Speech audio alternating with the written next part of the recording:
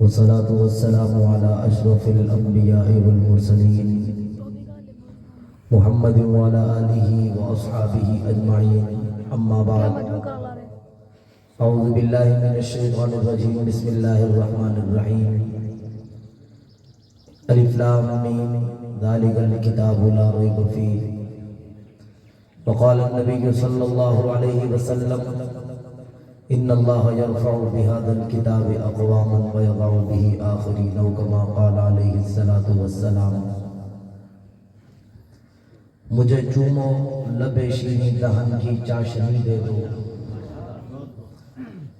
مجھے چومو لب شیریں دہن کی چاشنی دے دو میں قرآن ہوں نبوت کی زبان سے ہو کے آیا ہوں مقام و مرتبہ کیا پوچھتے ہو اے جہاں والو جہاں جبریل نہ پہنچا میں قرآن وہاں سے ہو کے آیا ہوں انتہائی واجب الاحترام و قابل قدر اسٹیج پر جلوہ افروز علماء کرام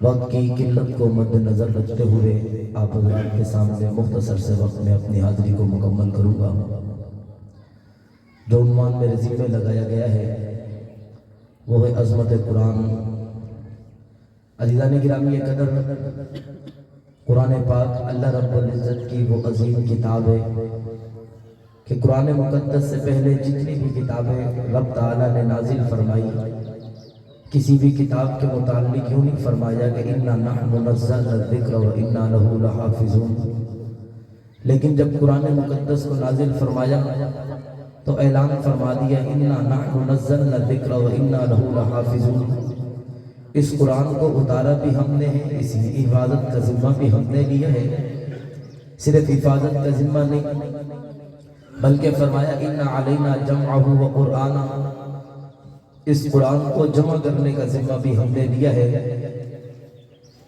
اور جو بھی اس قرآن مقدس کے ساتھ اپنی نسبت کو جوڑ دیتا ہے اللہ رب العزت اس کے مقام کو اس کے مرتبے کو بلند و بالا فرما دیتے ہیں میں آؤں تمہیں مکہ کے اس دور میں لیے چلتا ہوں جہاں پر لوگ رہنے والے ایسے لوگ تھے چھوٹی چھوٹی بات پر قتل و غارت گری کا بازار گرم کر دیتے تھے تھوڑی تھوڑی بات پر جنگیں شروع ہوتی تھی سالہ سال جنگیں چلتی رہتی تھی صرف اس بات پر بھی جنگ ہو جاتی کہ یہ چڑیا آپ کے کھیت سے اڑنے کے بعد میرے کھیت میں بیٹھی ہے میری کھیت میں آ کر اس نے دانا چنا ہے اس پر بھی جنگ شروع ہوتی تو سالہ سال جنگ چلتی رہتی لیکن جب اللہ رب العزت نے اپنے پاک پیغمبر کو اس دنیا میں مبعوث فرمایا 40 سال کے بعد جب قرآن مجید کا نزول شروع ہوا جب ان کی نسبتیں قرآن کے ساتھ جڑنا شروع ہوئی تو آؤ دیکھو ابو بکر صدیق یوں تو مکہ میں صرف تاجر ہوا کرتا تھا مکہ میں صرف تجارت کیا کرتا تھا لیکن جب نسبت قرآن مقدس کے ساتھ جڑی تو قرآن مقدس کے ساتھ نسبت جڑنے کے بعد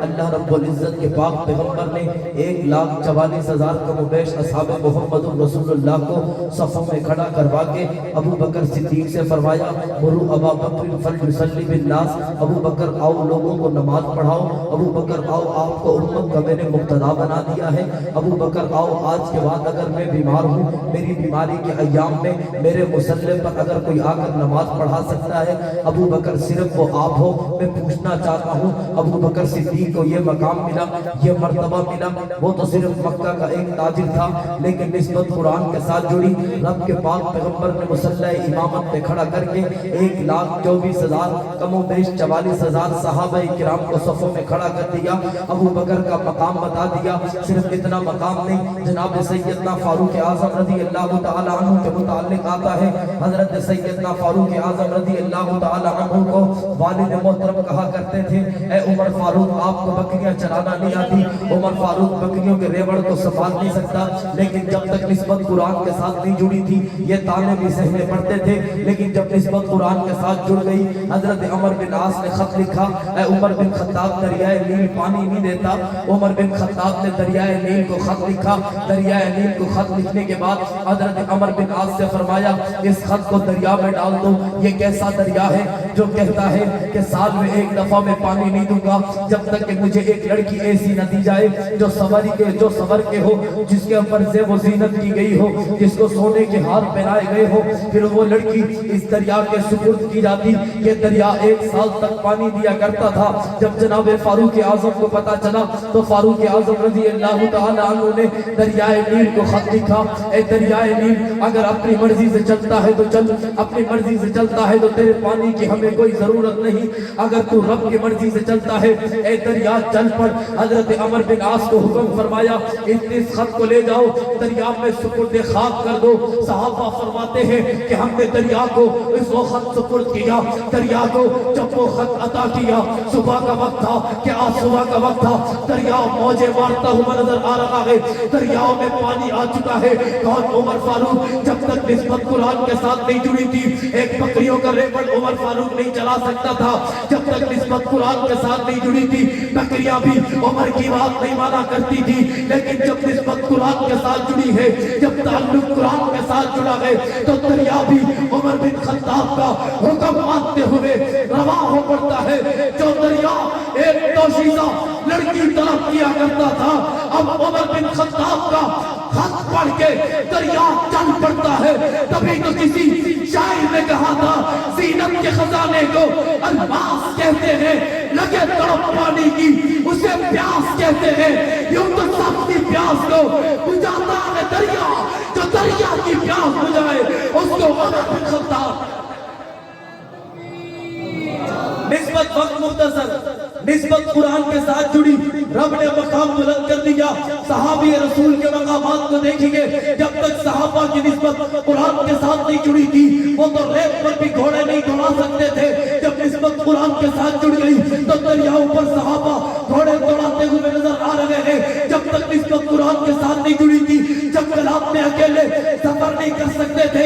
آج جب جنگل میں اکیلے چلے گئے، شہر سامنے آ گیا، شہر کے سامنے کھڑے ہو کر حضرت سفینہ کہتے ہیں جانتے ہو میں کون ہوں؟ میں محمد کا صحابی ہوں، میری نسبت قرآن کے ساتھ ہے۔ شہر میں تم ہلاتے ہوئے صحابہ کو سلام پیش کرتا ہے، وہ صحابہ جن کی آوازوں کو سن کر کوئی ہلتا نہیں تھا، آج نسبت قرآن کے ساتھ جڑی ہے۔ افریقہ کے جنگلات میں جا کر صحابہ اعلان کرتے ہیں جنگلات کو خالی کر دو۔ صحابی فرماتے ہیں خدا کی قسم، جب صحابہ نے افریقہ کے جنگلات میں کھڑے ہو کر اعلان کیا جنگلات کو خالی کر دو، شیر لیا اپنے بچوں کو منہ میں لے کر جنگل خالی کر رہی تھی۔ کسی نے کہا یہ کیا ہے؟ میں نے کہا نسبت قرآن کے ساتھ جڑی ہے، رب نے ہر چیز کو صحابہ کا تابع بنایا۔ بنایا نہیں بنایا؟ بنایا نہیں بنایا؟ 14 صدیوں کے بعد احتجاج ایک بچہ حافظ قرآن بنتا ہے، مصلی پہ آ کے کھڑا ہوتا ہے، سارے پیچھے کھڑے ہیں، پیچھے کھڑے ہونے والوں میں دیکھ لو، پوچھ لو جناب یہ کون ہے؟ جواب ملے گا علاقے کا چودھری ہے۔ جناب یہ کون ہے؟ علاقے کا وڈیرا ہے۔ جناب یہ کون ہے؟ یہ ملک کا وزیر اعظم ہے۔ جناب یہ کون ہے؟ یہ ڈی جی صاحب ہے۔ جناب یہ کون ہے؟ یہ جنرل صاحب ہے۔ جناب یہ کون ہے؟ کرنل صاحب ہے۔ جناب یہ کون ہے؟ ڈی ایس پی صاحب ہے۔ جناب یہ کون ہے؟ جناب یہ ایس ایچ او صاحب ہے۔ جناب یہ کون ہے؟ یہ ہمارے علاقے کا وڈیرا ہے، ہمارے علاقے کا سردار ہے۔ سردار صاحب صفوں میں کیوں کھڑے ہو؟ جنرل صاحب صفوں میں کیوں کھڑے ہو؟ کرنل صاحب صفوں میں کیوں کھڑے ہو؟ ڈی جی صاحب صفوں میں کیوں کھڑے ہو؟ جناب وزیر اعظم صاحب صفوں میں کیوں کھڑے ہو؟ جناب وزیر مشیر صاحب صفوں میں کیوں کھڑے ہو؟ جناب علاقے کے فیصلے تو آپ کرتے ہو، علاقے کے اندر معاملات تو آپ دیکھتے ہو، آج صف میں نظر آ رہے ہو۔ مصلی پہ کھڑا ہونے والا یہ تو غریب کا بچہ ہے، مصلی پہ کھڑا ہونے والا یہ تو خود بھی غریب ہے، مصلی پہ کھڑا ہونے والا یہ تو فقیر ہے، یہ تو مسکین ہے۔ آج مصلی پہ وہ کھڑا ہے، اللہ اکبر کی صدا لگاتا ہے، آپ اس کی اللہ اکبر کہے بغیر اللہ اکبر بھی نہیں کہہ سکتے۔